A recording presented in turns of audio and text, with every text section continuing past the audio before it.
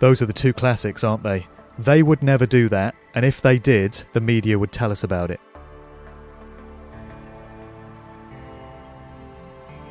And it's just incredible to still hear people uttering those phrases. And to be honest, it just astounds me that there are still people in the world that will accept the official narrative of 9/11.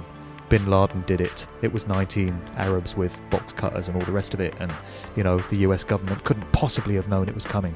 It just dumbfounds me that people have not seen through that one yet. There are people in this world whose destiny it is to live a life of ignorance and to never discover great truths.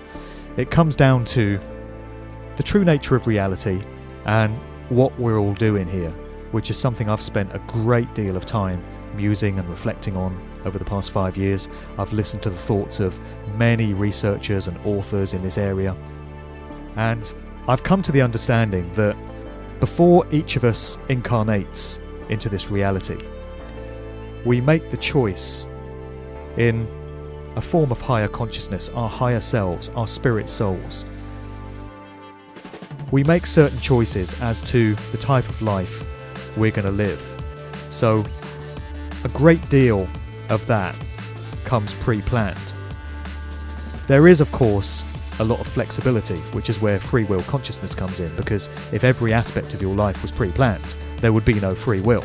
So I do believe that the basic framework of our lives in terms of where we're going to live, what family we're going to be a part of, and the broad nature of the work we're going to do and the type of activities we're going to undertake are predetermined by our higher selves.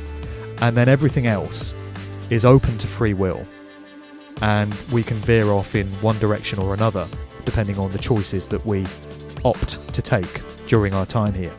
So within that dynamic, there will be people whose life plan involves them waking up at some point or other to great truths and aligning themselves with that and going off down that path and opening themselves up to the universe, to synchronicity, and allowing themselves to free flow and be led wherever the universe takes them. So I think that would be people like myself and yourself, and I'm sure a whole bunch of people listening to this show. But I also believe there are individuals who, in that higher form of themselves, in spirit soul form, make the choice to live a life of ignorance. So they don't discover these great truths in life and they block them out. And it's all to do with the experiences that we choose to have in terms of our spiritual growth. So when you look at the bigger picture, and if you consider that we don't just spend one lifetime in this reality, we spend many, many lifetimes. This is where reincarnation comes in, which as far as I'm concerned is very real. There can be value in the grand scheme of things in living a life of ignorance in terms of lessons that you need to learn in the long term and experiences that you wish to undergo. So, that would be why someone might make that choice to live a life of ignorance.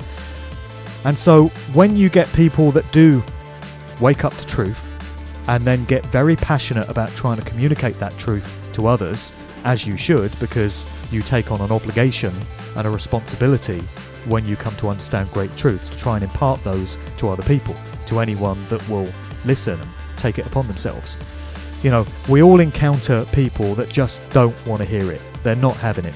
It doesn't matter how much information you put in front of them. It doesn't matter how compelling it is, how blatantly obvious it might be. There are people that just don't want to hear it. They will block it out. They will mock you. They will get very defensive. They will hate you. Sometimes they'll even want to kill you for putting this information out there. They just do not want to hear it.